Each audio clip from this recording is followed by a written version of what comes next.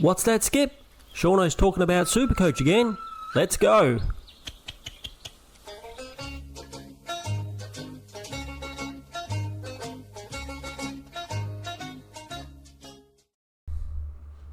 G'day everybody, it's Shauno again, and I'm back with some more Supercoach content. Today we're going to be doing our round 14 trade talk video where we go through and talk about the best trade-ins for the community. So let's get on with it. Quick overlap of how we did this week. We got an average score of 1890, and we dropped another 1900 places. So not great. The last three rounds have been very rough to us. So let's see if we can fix that by doing some smart trades. All right, if we go through and look at the player research here, I think we'll start with the cash cows first. So I think the most likely one that we are interested in is this one here. Zach Johnson from Essendon.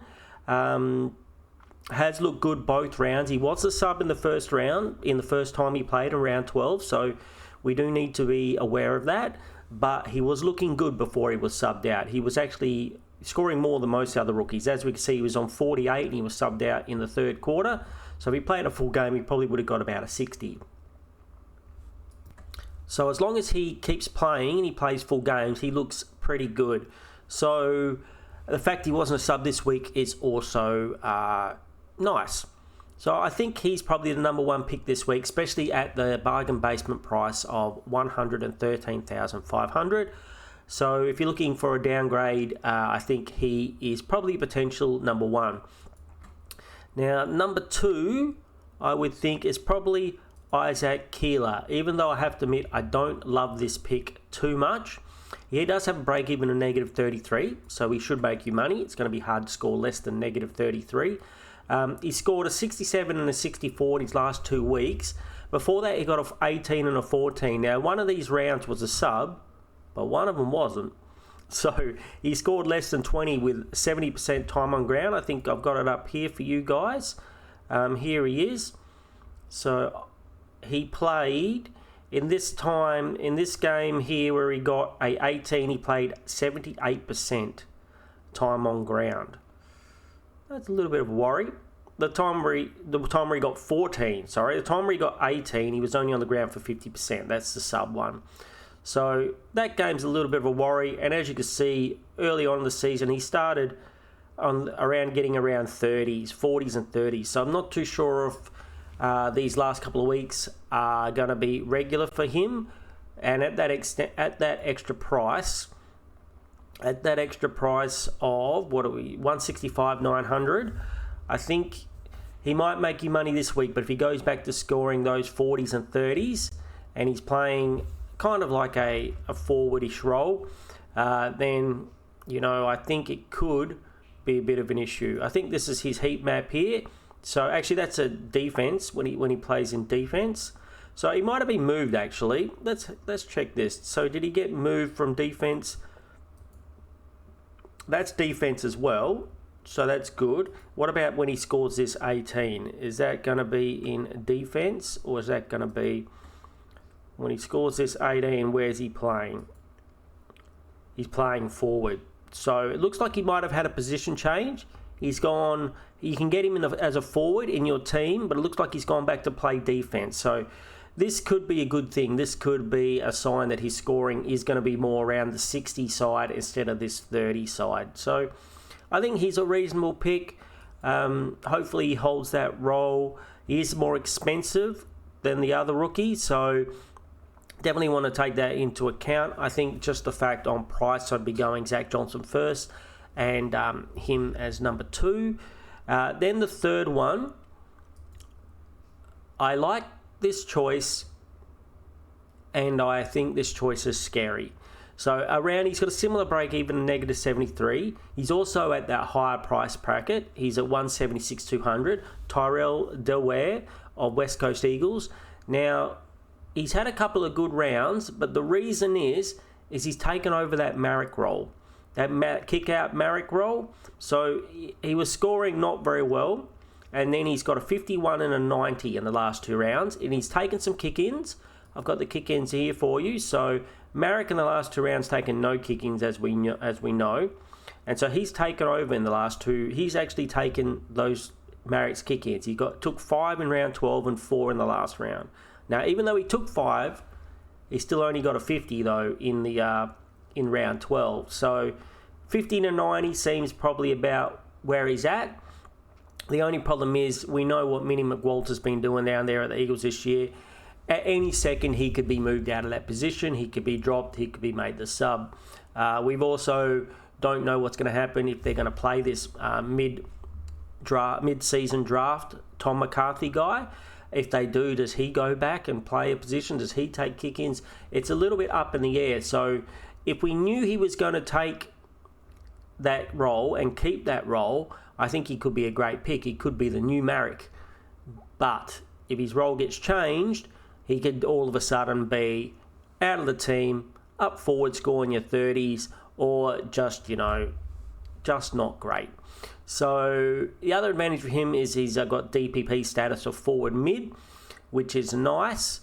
Obviously at that higher price though, I'd really want to know that role's locked in for him, and you just can't know that at the Eagles, and with a lot of coaches this year, what they're going to do with their rookies. So I think that's the only 3 as in trade downs. I mean, I guess you could still be looking at Angus Clark. If you didn't pick up Angus Clark last week, he's still at -10.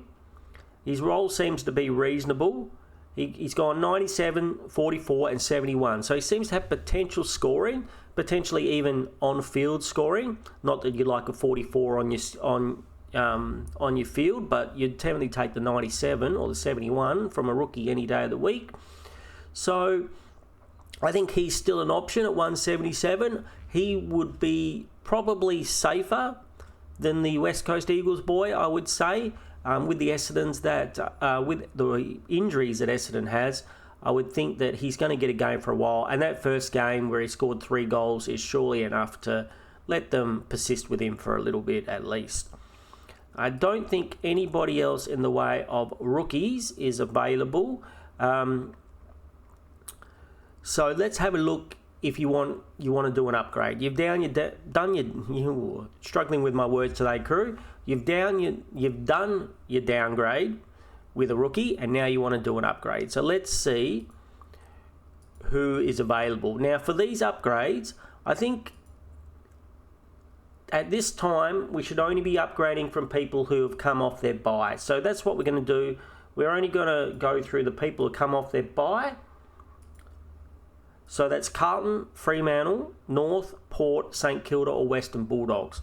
So who's available out of these teams that we want in our team and at a reasonable price? With the lack of cashed up rookies and the lack of trades that most of us have, and just the way this season's going, I assume not many people are going to be able to afford 600k players. So we're not really going to pay too much attention. Like if you've got the money to get a Brayshaw or a Sinclair or even a Sherry and you don't have him and you're going to go there, I understand, but I probably think it's not the season to be paying up. I know I've made mistakes in my team by paying up, so I'm going to look at more of the value options. So Liberatore, again, is expensive. He's probably got a high break even too after a 74, 146, so I wouldn't get him this week anyway. Jordan Clark at 540 is still reasonable, I think. He seems to be hovering between about 500 and 550 for the entire season. If you're going to pick him up for less than 550, I think that's fine. Bailey Dale, I think, is still an option. He has a good run, but as an owner, I'd be a little bit wearing people off just because he is a little bit inconsistent. It can be quite up and down. You can get you 140 one week and get you 70 the next week. So if I had to choose out of Clark or Dale, I'd probably go Clark for a little bit cheaper. Here's a real big one. So Nasir at 507. This is dirt cheap. If I needed a defender, this is probably the guy I'd be getting on. He's got a great scoring record. This is probably the lowest you're going to get him. Supercoach is taking its time today. All right, so he's got a break even of 74. So, and his last 100, 126, then he had a 63, but before that 103, 97, 111, 99, 133, 123. So he's only dropped below 90 once. And he's had a few decent scores of 123, 133, 126. So he can go a reasonably... It's not a massive ceiling, but it's a decent ceiling. So I'm thinking that if I had to get a mid this week, with the way money is going this season, he's probably the one I would jump on. Again, Rosie, also not bad pick at 525. I think he's probably right up there too. Already played his bye, as all of these players have. Got the mid-defence DPP action going on, which is always nice. He was tagged last week for 3 quarters. Bedford went to Zach Butters in the first quarter, and then he went to Rosie afterwards, after Rosie was kind of on fire, and he still got 116. So that was nice to see that he could shake the tag and he could still seem to get a reasonable score. So if I had to pick for a defender, I'd think it'd be between the two of these gentlemen, the Nasiah or Connor Rosie. They'd be my 2 picks. And if you wanted to throw in Jordan Clark as well, but he's a little bit more expensive, I think you can get one of these 2 boys, score about the same, and I think they're all going to score very similar, and I think they've all got a chance to finish in the top 6 defenders. If you need a midfielder, so that's defenders, which let's go through and do, so we by the line as well. So I think that pretty much sends up all the defenders seem to be the best value this week. If you want midfielders, George Hewitt at 430 does sometimes play a more defensive role in the midfield, but had a crazy start to the beginning of the season where he was on fire. So definitely could consider him. Got 114 last week, so not bad. Who else have we got? Caleb Sarong. We know he's been right around 100 average all year, and he doesn't seem to be hitting those huge peak scores, but at 535, he seems like a reasonable buy if you're looking for a midfielder. Sheasel, even though we got a nice big score this week, I'd be staying away from that just with a new role. I think he could easily go back to those lower scores.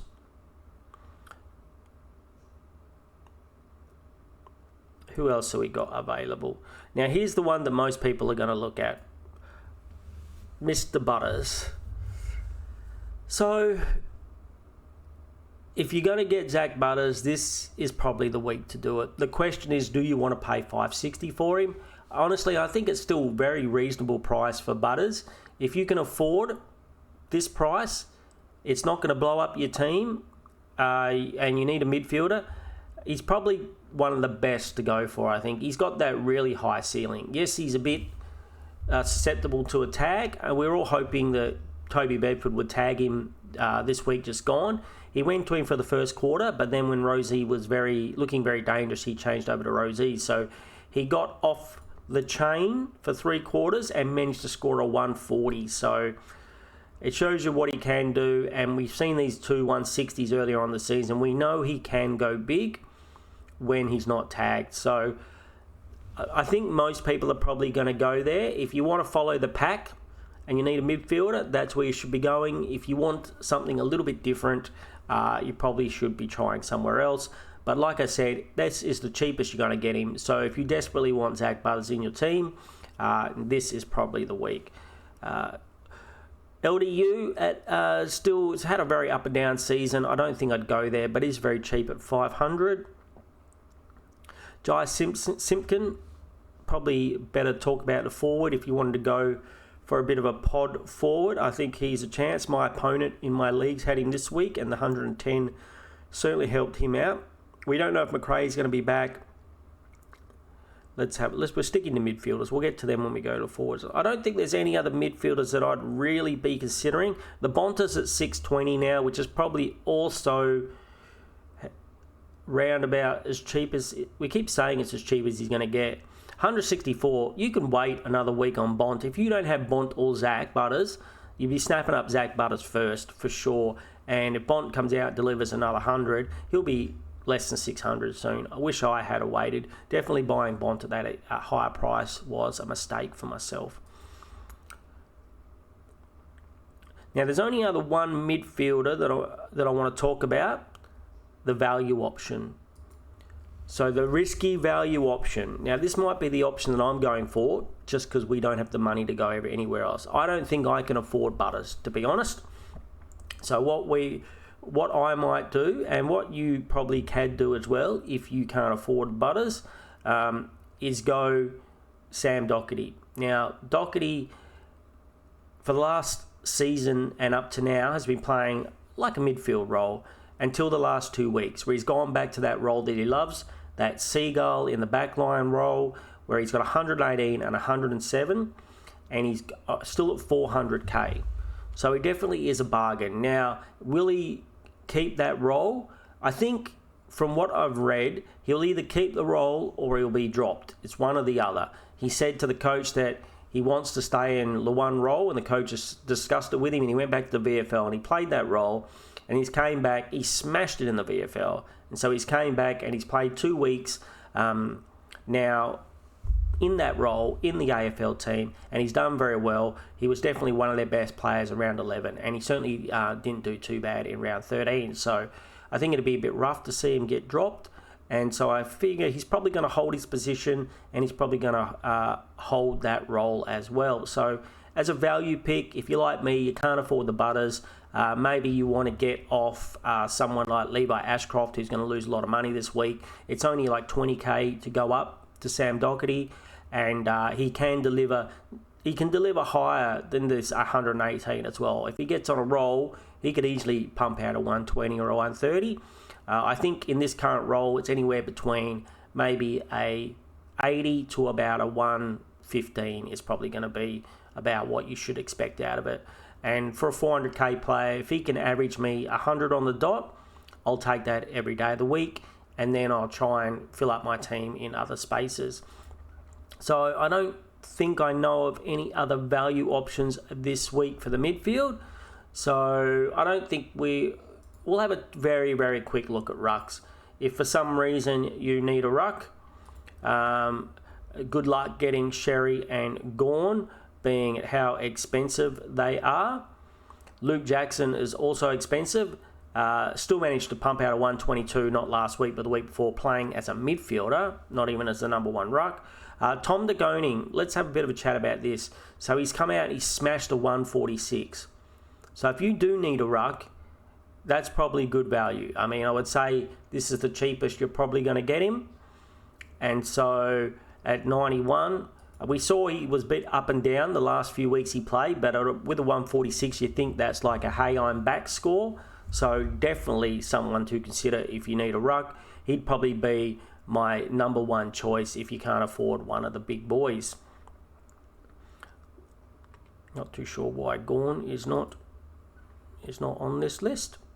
Oh, we're only picking players that haven't had their buys, that's why. So he's already had his buy too, which is really good. So if you were looking for a flex, I still think the best person for the flex position is someone with DPP, a midfielder, or someone you can make your team a little bit flexible, especially with the lack of trades we have. Don't block it up with a ruck like I have when I've got Marshall in there. I think out of all the rucks available at the moment, at his price, he's the one I'd definitely be going for. I think I'd be staying away from everyone else. Okay, and what about the forwards? So again, Luke Jackson, at 600, he's so expensive, but I certainly like him in my team.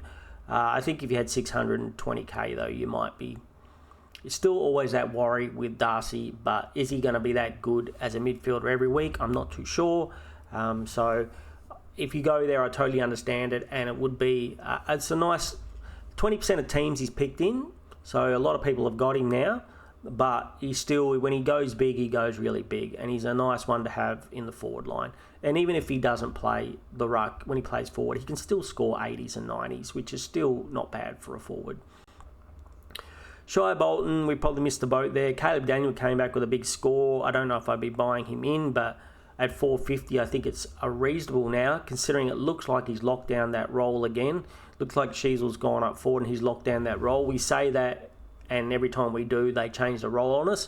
But if you needed a forward and you didn't have him, I guess that's viable. McRae, we're not too sure if he's back. If he does come back, you probably want to have a look at him. I think does he have a high break even? 150, yep. So you might be able to get him for less than 500. You might be able to get him for less than 500 after he plays another game. Matthew Kennedy seems to be just plodding along there at the Bulldogs, getting between about a 90 and 110, so I think he is reasonable. Jai Simpkin is not on the cheaper side. Again, probably this average around 90 is probably what you'd want to expect from him, but if you need a forward, I can see where you're going with that. Jason Horne-Francis, we're still not sure if he's coming back from injury or not. Again, he's another one with a large break even. If I'd probably be waiting for both him and McRae, I'd be giving them at least another week, having a look at them, see how they go, let them drop in price a little bit and snap them up under that 500k. So I really think that with the forwards, you're probably best to wait a week and then look at one of those Horne-Francis, McRae guys, and they're going to be your best options for a couple of weeks' time. Maybe this is the time to work on your midfield and not so much your forward line. Sam Darcy is predicted to come back as well. We know he had a blinder at the beginning of the season. Obviously, we're not sure he's going to be back this week, but he will be at some point.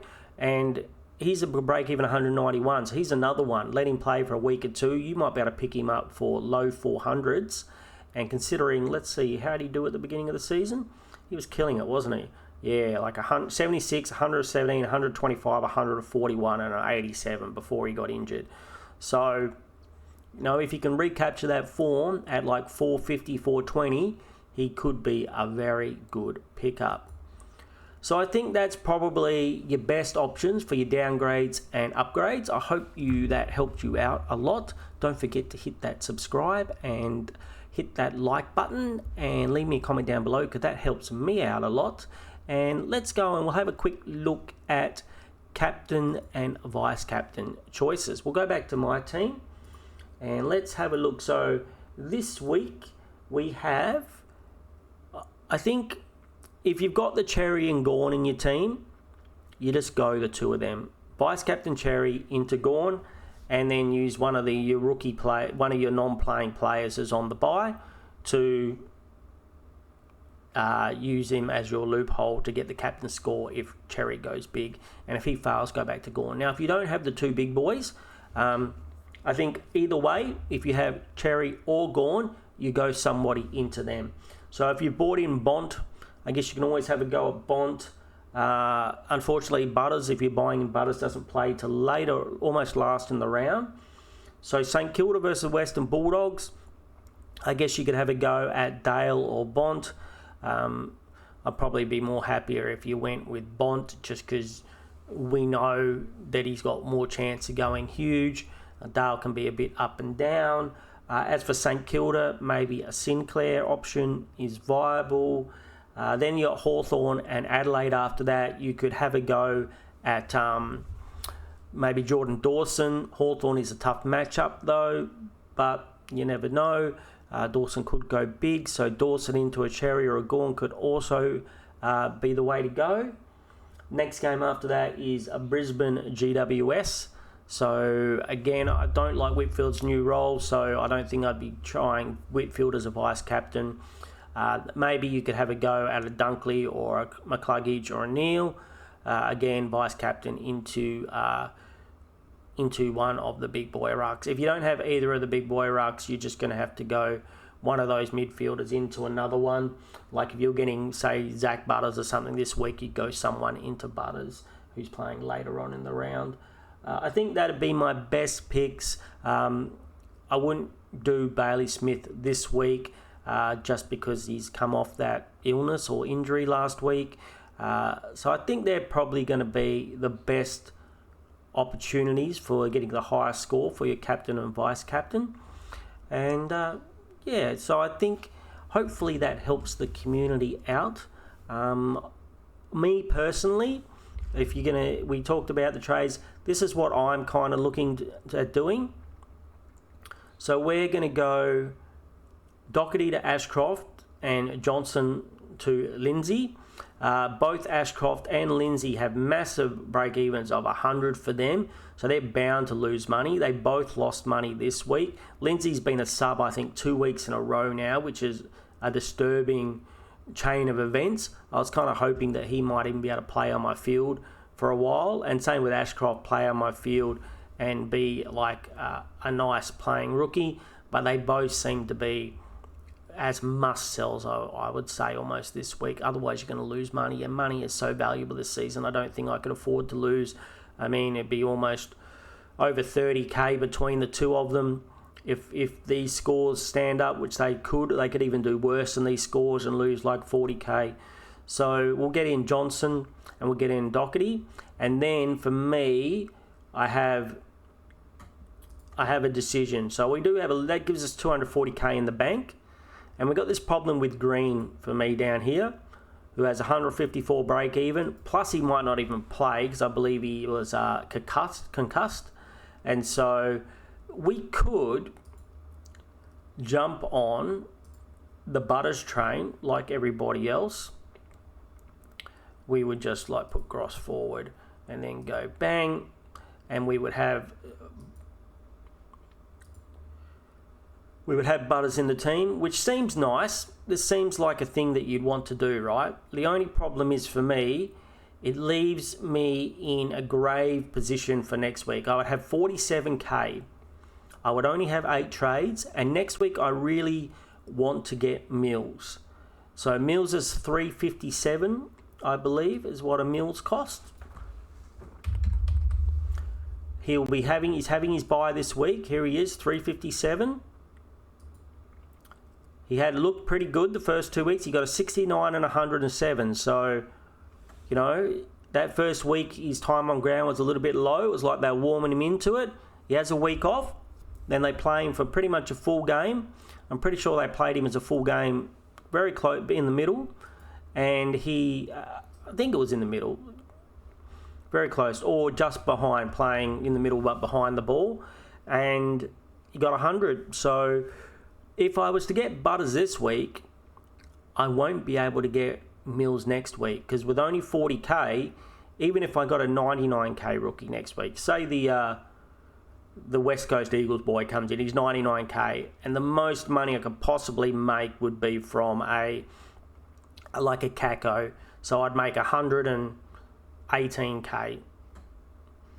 Chuck 118 on top of 47. So let's just say 120 to make it easy for Shauno's math. So 120 plus 4, 167 I would have. And then I would have to put that 167 on top of somebody. And there's nobody here that if I put the 167 on top of him, it gets me to 350. Like, I'm pretty sure this doesn't add up, right? 167,000 plus, if I put him on top of Carroll, it's got 187,000. 354. I would be about 3k short. I would be about $3,000 short. So the only thing I could hope for is that maybe, which I wouldn't like to do this, is that someone like Clark plays again, makes another 20k or 30k, and then maybe instead of Clark, I could afford him. But I'd much prefer Clark on my bench than Carroll, but we might not have that choice. So we still might do this and take the risk. So that if I did it, there'd be 3 trades this week. We'd be left with 8.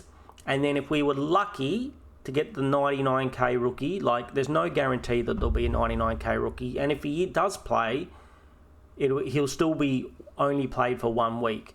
And I guarantee you he's probably going to be the sub. So if I get Butters, I just need to assume that the week after, I'm not going to be able to afford Mills. And this is the thing you got to kind of think about. Like, we all want Butters. I desperately want him. But maybe it might be better for me to go someone like, say we undo these changes and we update. And we put Green back in the team. We put Green back in the team. If we can, if it's going to let us do this. Sub Toby Green. Maybe for Shauno it would be smarter if we got someone like Nasiah. We went Green out, Warner back forward again, and then here we move like the Shees forward and we get Nasiah. That would give me $100,000 for next week. So then I can potentially get a rookie if there is one available. Say Kako, if I got another 100, I'd be at 200,000, and that would allow me to get a Mills. So this might just have to be what I do, and then I have to think about, is Nasiah going to score as much as Butters? Is he going to score close to what Butters is going to score? I think it's a reasonable assumption that he's not going to be too far off, and if Butters gets tagged, well, you know, Nasiah's position, he's not likely to get tagged too much. So I think this could be a better move for me. And with how money's been, maybe fading Butters is pretty dangerous. And as I come up in my leagues with people that have him, he's probably going to punish me. But I just don't know if I can afford that extra 60k. And I think we should all be thinking about this now. You need to really take into account as plan for next week. Who do you want next week? Can you afford them? So let's see if we complete this trade. Means my team will look like the back line will. Yep, the back line will stay exactly how it is for the moment with Clark playing, which is fine. A rookie that seems to be doing okay playing. Prefer him on the field than a Carroll or a Kako. I'll give you that much. Pretty much a full midfield, even though we don't love it with some of these rookies. And we've got Sinclair there. The two big boy rucks. And then we would need a rookie on the field here, which when the team comes back, it's probably going to be Sims. We're probably looking at this, we'd probably prefer a Johnson on the field, but we can't really make that happen, I don't think. Maybe if we use this grey somehow. Maybe if we use this grey somehow. But we don't have any more. Oh, we got Kako, which we can do for this week. This is how my team will probably look. So one of these two will be the rookie. And so that way, and then next week we'll have Mills up here. So it'll be Dale, Whitfield, Zorko, Nasiah, Roberts, Mills, Bont, Brayshaw, Sinclair, Rao, Dacos, Sheasel, Cadwell, Doherty, Sherry, Gawn, Smith, Petrarca, Warner, Rankin, Daniel, rookie, and then Marshall. So that would be 22 premiums. We're going to call them value premiums or whatever, if you're calling Cadwell and Doherty and these guys a premium, even though, like we said, the guys I got at the cheaper price seem to be doing better. That's how my team will work out. And I think you really got to look at your team a little bit that way. Don't just think about this week and desperate to get Butters like everybody else if it blows up your team. And I think it could blow up my team if I did that. So I hope that helps. I hope you liked the video. Make sure you hit that subscribe, like, and leave a comment down below. Keep an eye out for my next video. I will probably go live either tomorrow or both tomorrow and Thursday. We do the review your team where you can send me a team and I will go over it with you, see if I can help you at all, give you some advice. Maybe you can give me some advice to help me out. Maybe that's a good plan. And so hopefully I'll see you all then. And hopefully you all have a great day, and I will talk to you all again soon. See you then. Take it away, Skip.